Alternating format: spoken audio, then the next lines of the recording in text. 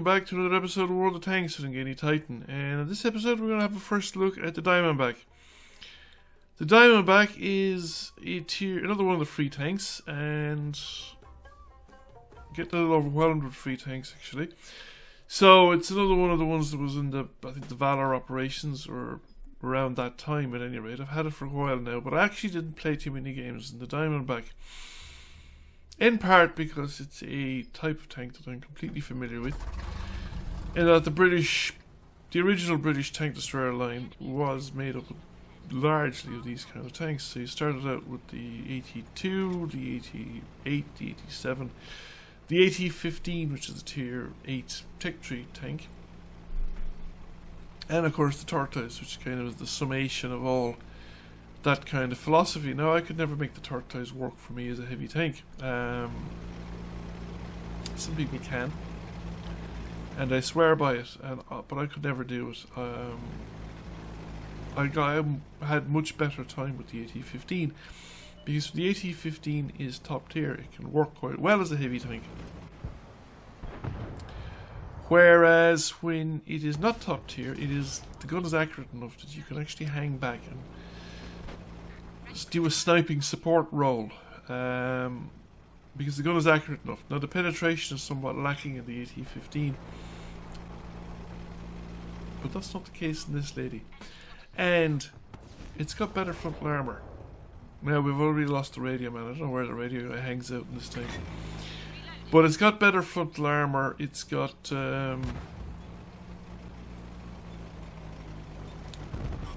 the gun is better in some respects and not as good in others. So let's start with the frontal armor. So the frontal armor is much stronger. It's actually 254mm or something like that. Frontal armor, and it doesn't have a lot of really obvious weak spots. And the commander's hatch, as you can see, is quite a tiny thing in comparison to the other AT line type tanks. Now, we're going to get a bit of a pounding from artillery here at the moment. There's 3 of them, and they're all zoned in on me. So I'm going to have to pull back. I'm just completely surrounded by tanks, and there is the decent hit from artillery, and the M46 is just put around into the side. Side armor is not as good as in the other AT line relative to the front armor. Side armor is relatively weak, and of course it's slab sided. It's completely flat armor, and thank you very much, teammates. Somebody was on the ball.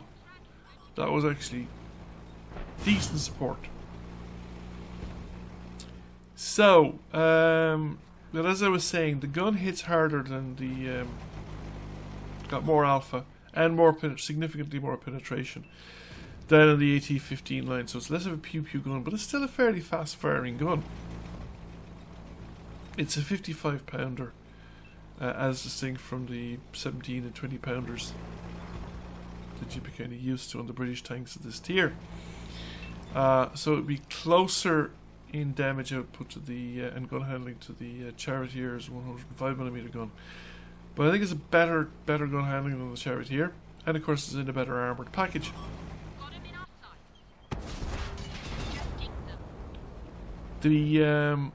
And I do have a pretty good crew in it. Now, like I said, I didn't play too many games in it. I just thought it was it's also a livelier tank. The top speed is not better, either forward or reverse, than the AT-15, but it is better handling. The acceleration is better. It's better power to weight ratio, so it accelerates quite nicely. And overall, I think you can make it perform. So if you're, like I said, top tier, you could play this as a heavy tank. Now, I didn't in this game because this spot needed to be held. We just didn't go north of the river, and this spot needed to be held, and it was my job to do it. I have gotten some support from the rear, but most of my job so far has been just hanging in there and making sure that these guys get lit.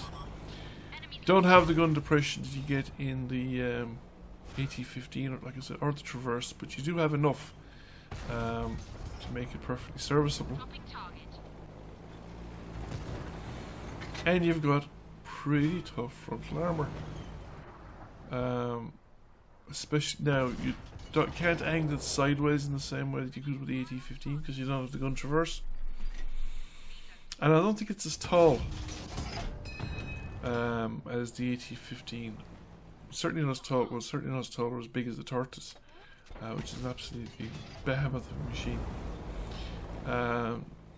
Rear and side armors though are weaker, and again they're just flat, the same as the usual as these type of tanks. There is a bit more sloping as well on the frontal armor. There's less of it that's flat. So, I think it's one of these things, very situational as to whether you enjoy it or not. There are people who, like myself, actually enjoyed this whole AT line and thought they were good crack, and then there's people who absolutely couldn't stand them because of their lack of mobility. Most people, as far as I can make it, can't stand these tanks. It was a combination of the lack of mobility and the lack of alpha. They wouldn't have minded, I think, the lack of mobility if they got a decent high alpha gun, say a Russian gun on it. But a lot of people just didn't like them for the lack of mobility. So if you don't like the style of the tank line in general, you won't like this one. But if you don't mind, this is, I was thinking, he's been shot at by me twice, and he drives over there because he's been shot at by somebody else and completely forgets about me.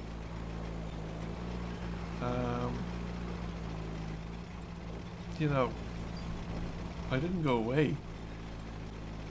His best bet was probably to drive straight through and try and get out. Although, you know, his chances of doing it were slim. Very slim, because he had at least 3 tank destroyers after him. Did he get the one to the south? Maybe he did. However, I am not going to pay much further role on the battle. Even though I said the tank is livelier, it ain't fast, and I'm just not going to catch up with the battlefield. I'm going to probably catch sight of some of the enemy, alright, get an opportunity to shoot at them, but you're shooting at light tanks at a long range. They're hard to hit at the best of times. I don't think I even get an opportunity to see the medium. And of course I've got to watch out for artillery, because they might want to finish what they started. They were at me before and they were paying attention. Yes, there's the setter, one of the new British line of light tanks, and there goes the medium. So, yeah, that missed. It was well too late actually. We're loaded, but he's gone, and because he didn't come up over the dunes. And I think artillery just dropped nearby there as well. So off we go, wobbling our big fat backside. I like the little road sign thing in case she's broken down. Wants to stop traffic. Very polite. Very polite of the tank crew to have one of those things. A little road stop sign. Warning, danger. Large gun at work.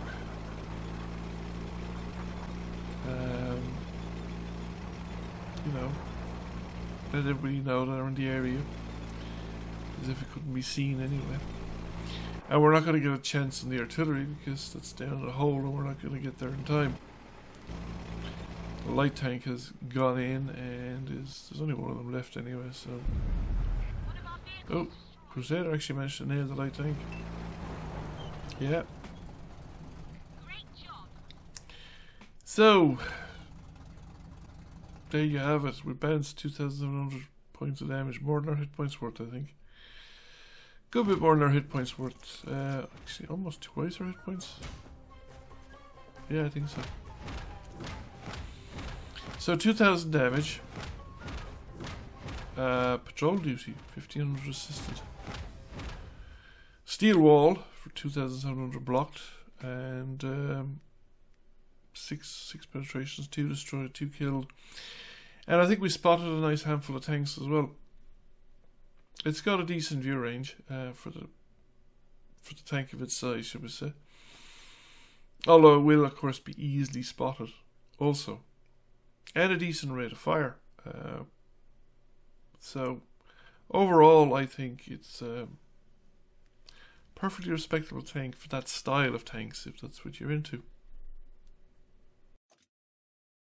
Thank you for watching. I hope you enjoyed the video. If you did, please press like, comment, share. It really helps the channel out. And if you have not already done so, please subscribe to the channel. I will catch you all again soon. Bye for now.